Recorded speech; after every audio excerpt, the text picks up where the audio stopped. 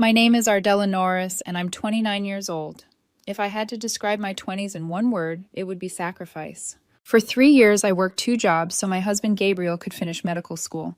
I managed a small cafe by day, making lattes for strangers, who barely looked at me, and stayed up late at night doing freelance graphic design to pay for rent textbooks and his endless exam fees.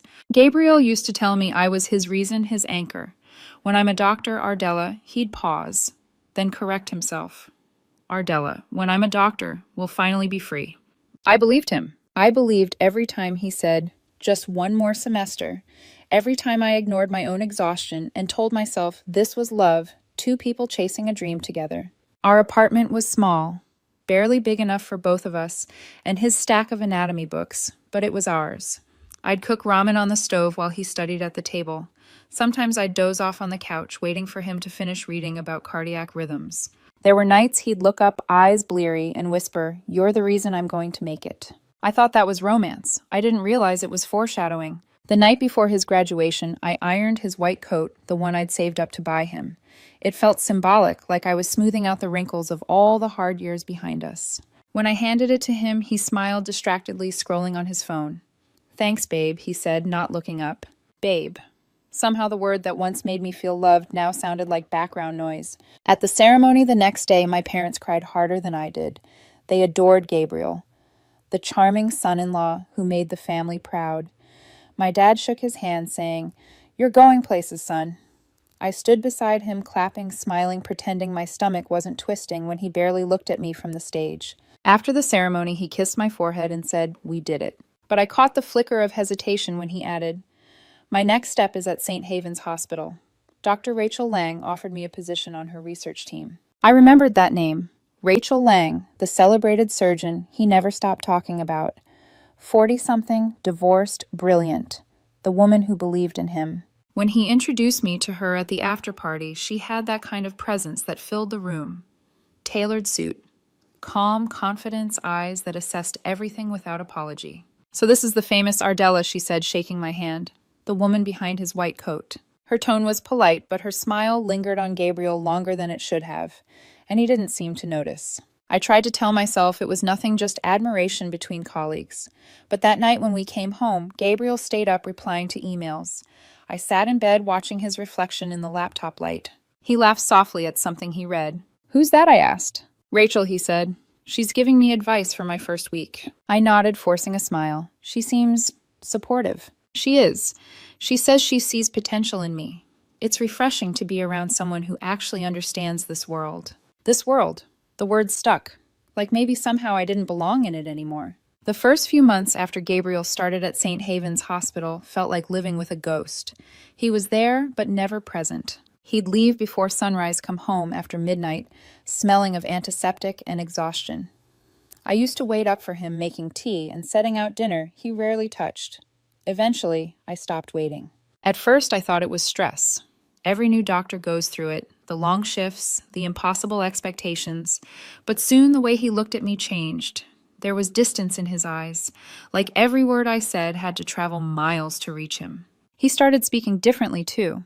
Phrases like, "That's not professional," or "People in my field don't do that," slipped into our conversations.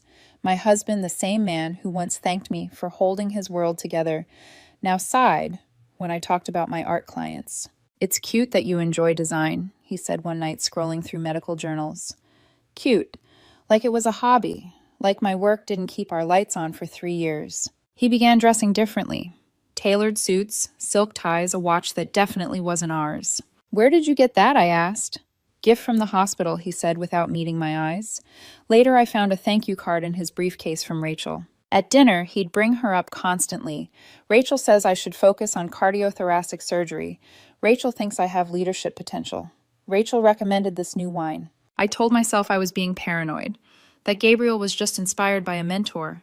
But the truth was, he'd stopped saying "we" a long time ago.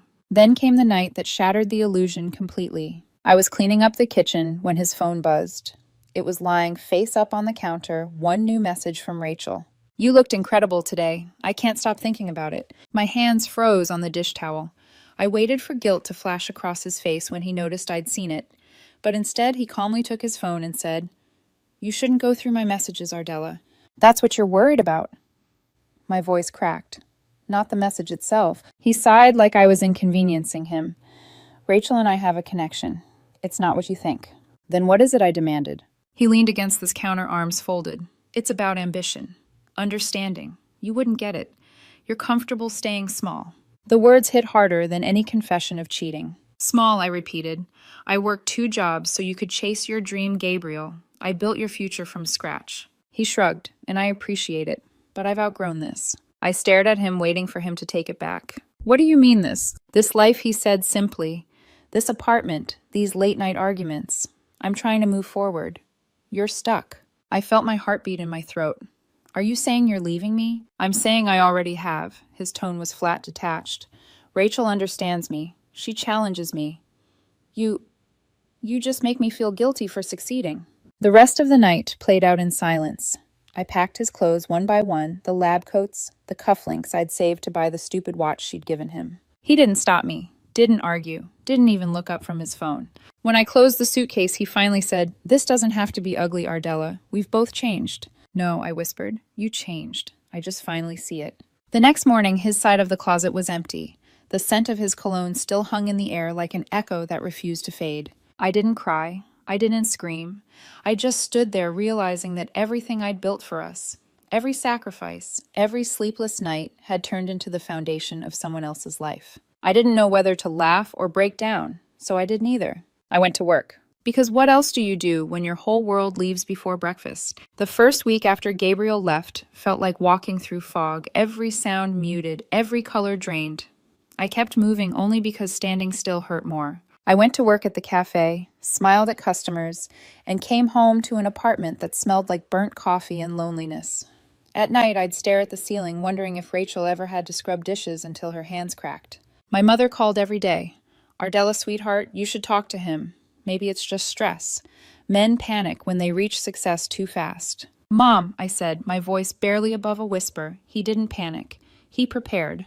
That silenced her. 2 months passed. I stopped checking social media, stopped counting the days since he left. Instead, I started taking therapy sessions once a week.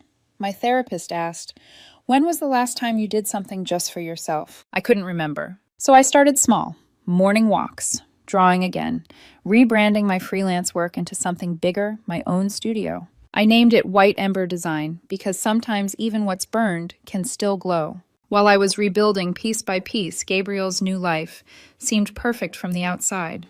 There were articles about Dr. Gabriel Hayes, the promising young surgeon mentored by the renowned Dr. Rachel Lang. I didn't read them, but my coworkers did. One of them whispered, "He looks different now, polished, like he belongs to another world." I smiled and said, "He does." Then one afternoon, about 8 months later, my cousin Mia came by the cafe, breathless and half gossiping. "Ardella, have you heard St. Havens is under investigation?" I froze mid-pour. "Investigation?" She nodded, eyes wide. "Rachel Lang, apparently she's been having affairs with multiple doctors, promising promotions for favors. Gabriel's name came up. It's all over the hospital forums." I set the coffee pot down slowly. "Are you sure?" "Positive. My friend works in their admin office. She said Rachel's husband hired a private investigator. It's bad." Bad. That word didn't even begin to cover it. For years, I'd believed karma was too slow, too quiet.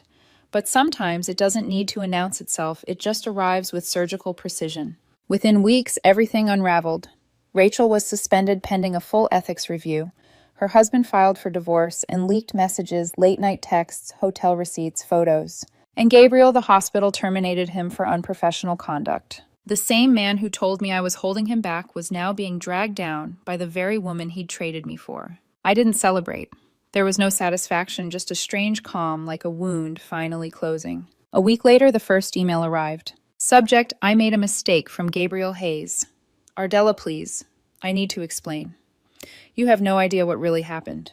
Rachel lied to me. I thought she was getting divorced. I was stupid. Please, can we talk?" I hovered over reply for a long time, then I clicked delete. The next day, another email. "Ardella, I lost my job, my reputation, everything. I don't deserve your help, but I need a friend." Delete. Then came the final one. "You won't even hear me out, after everything we've been through." I didn't open it. I just watched it disappear into the trash folder, because hearing him out wouldn't give me peace.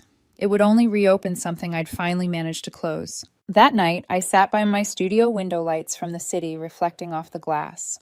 I looked at my half-finished designs, a logo for a small bakery, a poster for a local school fundraiser, and smiled. They weren't glamorous, they weren't prestigious, but they were mine. He once called me too ordinary. Funny, ordinary is the only thing that survives scandals.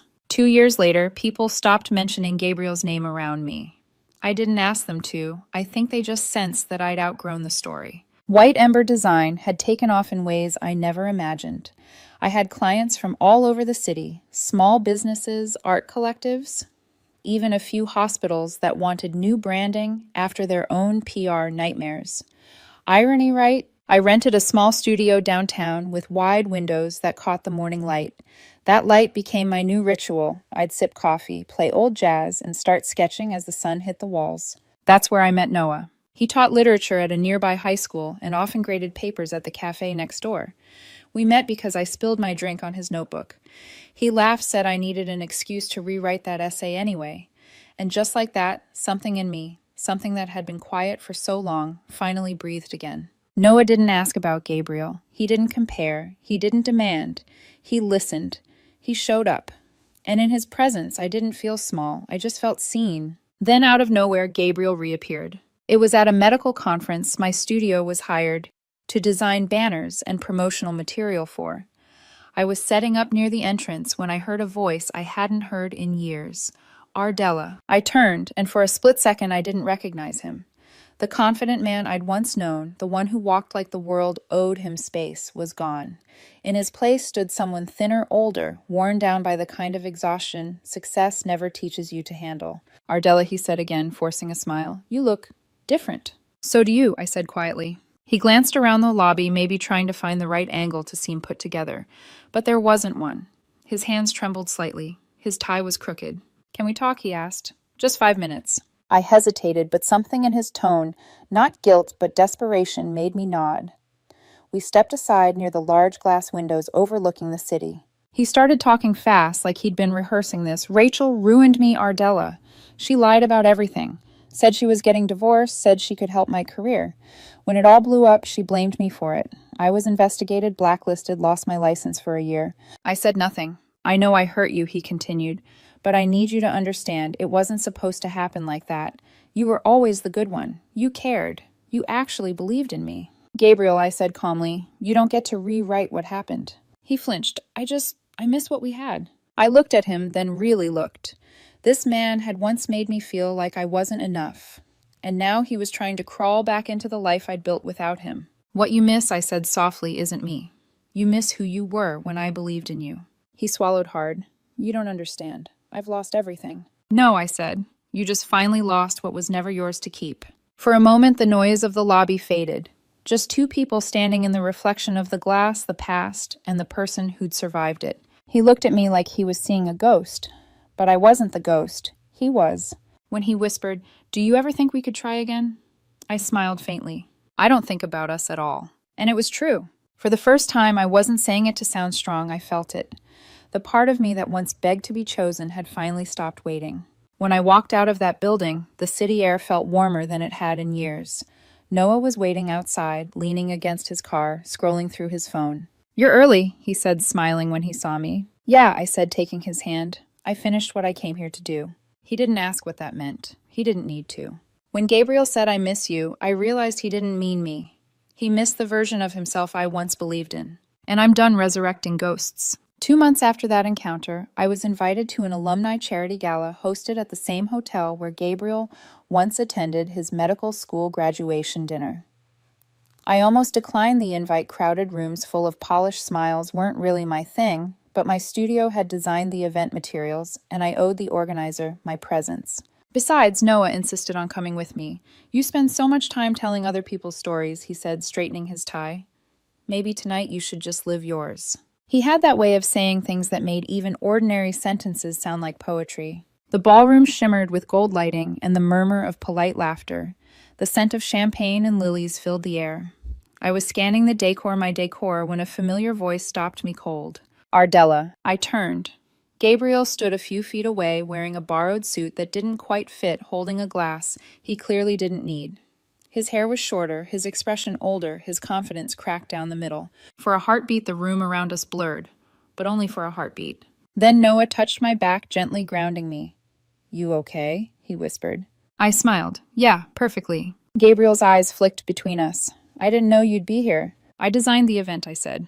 "Why wouldn't I?" He forced a dry laugh. "Of course you did. You always were. Creative." Noah extended a polite hand. "Noah Grant." Gabriel shook it weakly.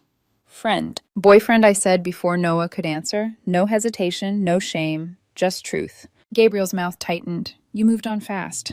"It's been 3 years, Gabriel." He blinked, surprised by the number, like time had moved differently for both of us. Maybe it had. Later that evening, during dinner, Gabriel approached our table again. He waited until Noah was talking to another guest before sliding into the empty seat beside me. "I meant what I said," he murmured. "That I miss you." I didn't turn to him. "You miss what you had, someone who believed in you, no matter how many times you disappointed her." He sighed. "You think I don't regret what happened?" "Regret isn't the same as change," I said quietly. He looked down at his half-empty glass. "Rachel left the country. I haven't worked full-time since the investigation. Everything's gone." "I'm sorry," I said, and I meant it, but not for him. For the woman I used to be, who would have pitied him and taken him back. He stared at me like he was searching for some small crack in my calm, some sign I still cared.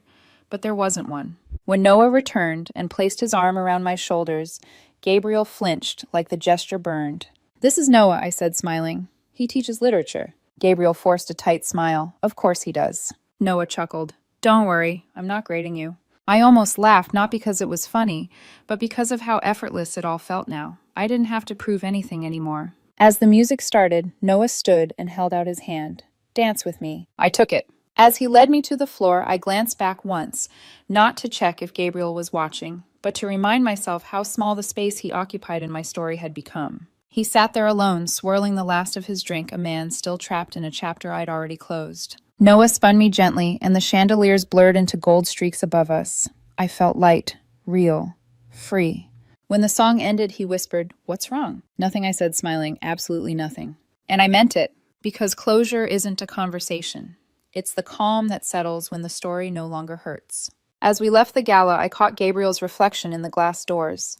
He looked smaller somehow, like a faded photograph of someone I used to know. I didn't wave, I didn't stop. Because I wasn't his lesson anymore. I was my own reward. As we walked out into the night, Noah slipped his arm around me, and I didn't look back. I'd already buried the ghost of who we were. 3 years later, I was sitting in my studio surrounded by plants, paint samples, and half-finished projects when an envelope slid under the door. It was an invitation to my cousin's wedding. Inside was a small handwritten note. "Thought you might want to know Gabriel's working at a small clinic in Oregon now. Seems like he's doing better." I stared at the words for a long moment, not because they hurt, but because they didn't. There was a time when even hearing his name could unmake me, when the sound of Gabriel would set my pulse racing with a mix of anger and nostalgia. Now it barely registered, just a name belonging to another lifetime. I folded the note and dropped it in the trash. Then I went back to what I was doing, sketching the logo for a nonprofit children's hospital that had hired me to rebrand their image. I smiled at the irony.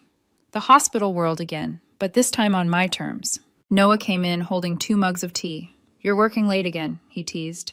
"Deadlines," I said with a grin, but the good kind. He set the mugs down and sat beside me, scanning the designs. "You've built something incredible, Ardella. You know that, right?" I leaned into him. "We built something incredible." He kissed my forehead. "Fair enough." Outside, the city lights reflected in the studio windows, soft, golden, alive.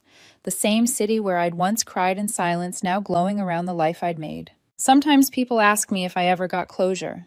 I tell them I didn't need it. Closure isn't hearing "I'm sorry." It's realizing you no longer crave it. A few months later, my mom called.